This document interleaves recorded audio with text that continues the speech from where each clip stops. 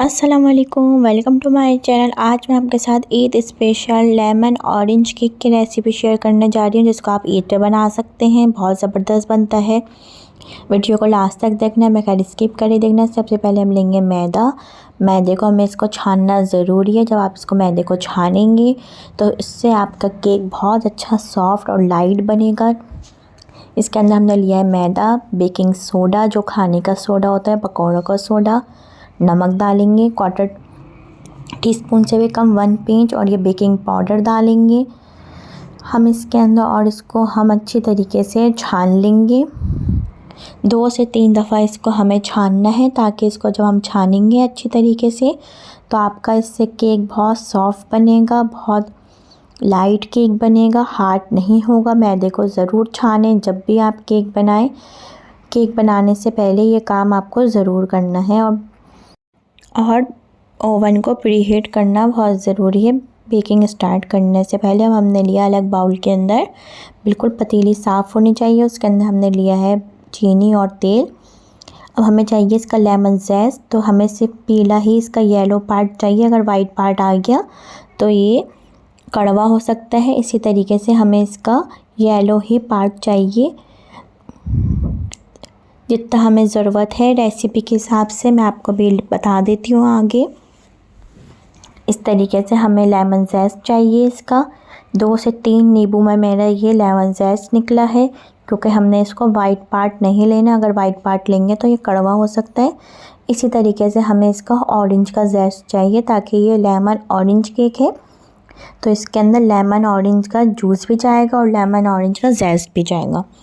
इसी तरीके से हमें ऑरेंज का ज़्यादा चाहिए और लेमन का कप चाहिए।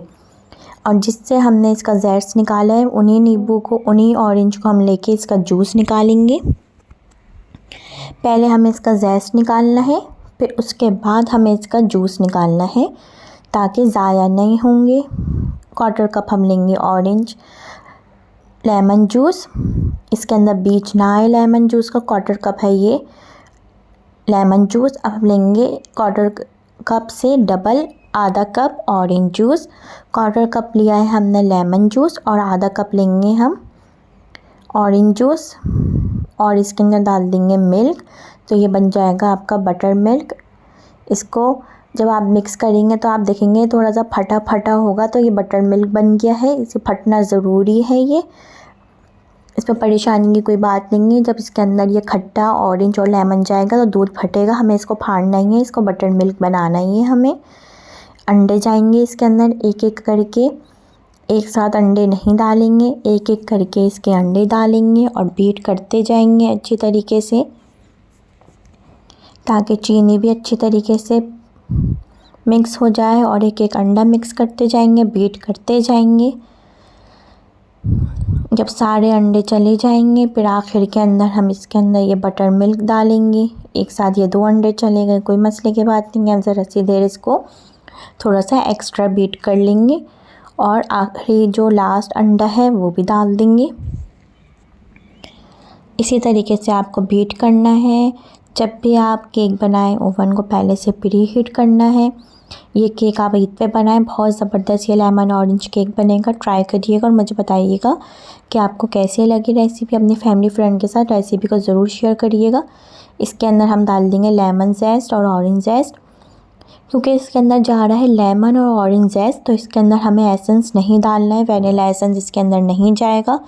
अगर आपने डाल दिया तो फिर आपका वो फ्लेवर नहीं आएगा। ये डाला है मैंने इसके अंदर ऑरेंज टैंक, क्योंकि जो फ्लेवर आएगा वो ऑरेंज टैंक से आएगा। जो अंडे की स्मेल ख़त्म होगी वो ऑरेंज टैंक से, ऑरेंज ज़ेस्ट से और लेमन ज़ेस्ट से होगी। और जो बटर मिल्क बना है वो भी डाल दिया है मैंने।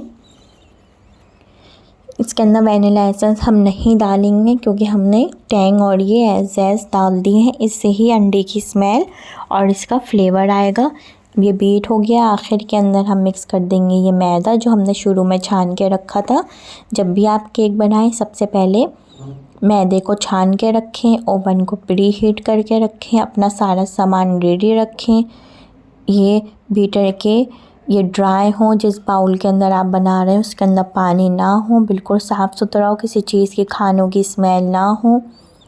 बस आपको इन बातों का ख़याल रखना है और इसको अच्छी तरीके से मिक्स करना है। जब ये मिक्स हो जाएगा तो बिल्कुल मैं लो स्पीड के ऊपर इसको बीट कर लूँगी। बहुत ज़्यादा मैदा डालने के बाद एग बीटर नहीं चलाते, वरना आपका केक हार्ड हो जाता है।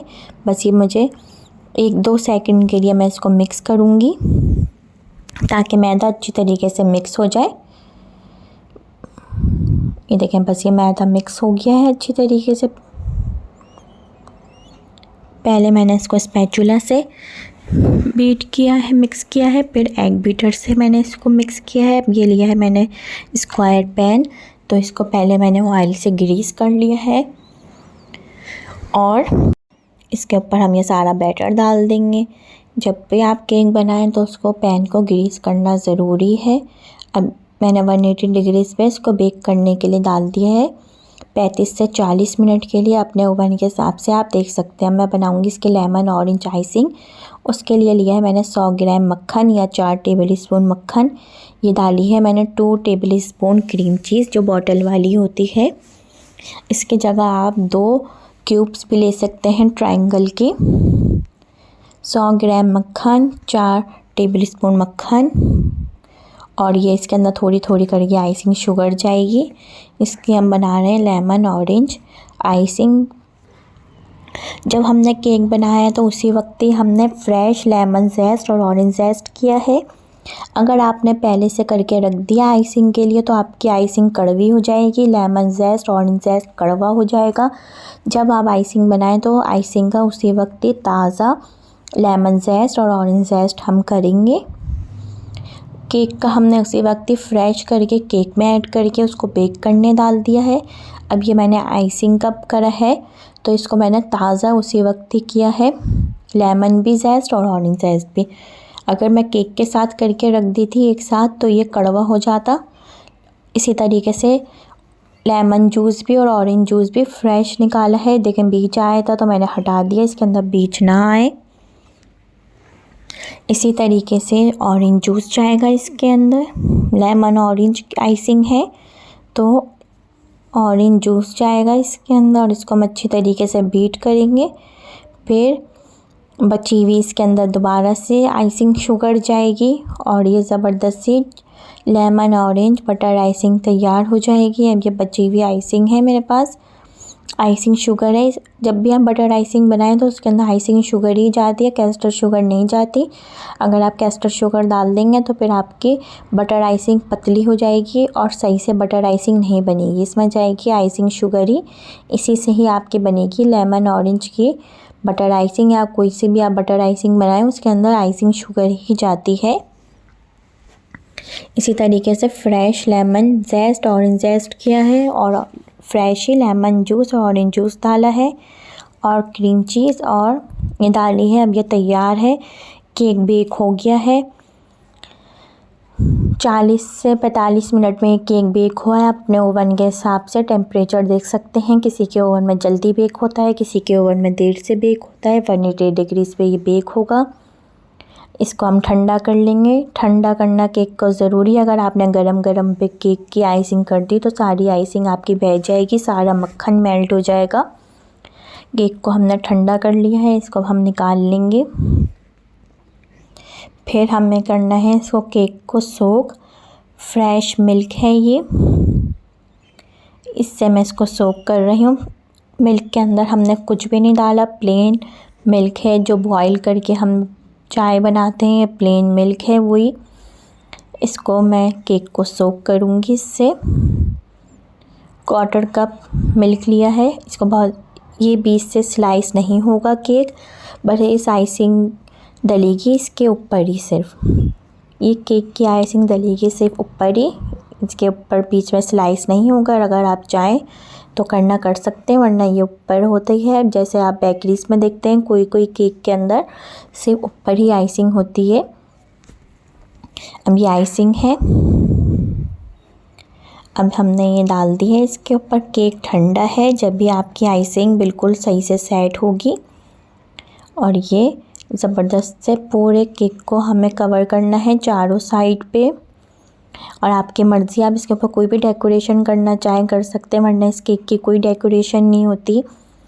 ऑरेंज के स्लाइस या लेमन के स्लाइस आप रखना चाहें तो रख सकते हैं, नहीं तो आप यूँ ही फॉक से डिज़ाइन बना लें या आप यूँ ही प्लेन सादा सर्व कर दें बगैर डेकोरेशन के। आपकी अपनी मर्ज़ी है। मैंने चारों साइड पे कवर कर लिए हैं और ये लेमन ऑरेंज के मैंने स्लाइस रखे हैं। इसको ज़्यादा देर रखेंगे आप इसके ऊपर तो एक करवाट छोड़ सकते हैं छिलके अपने।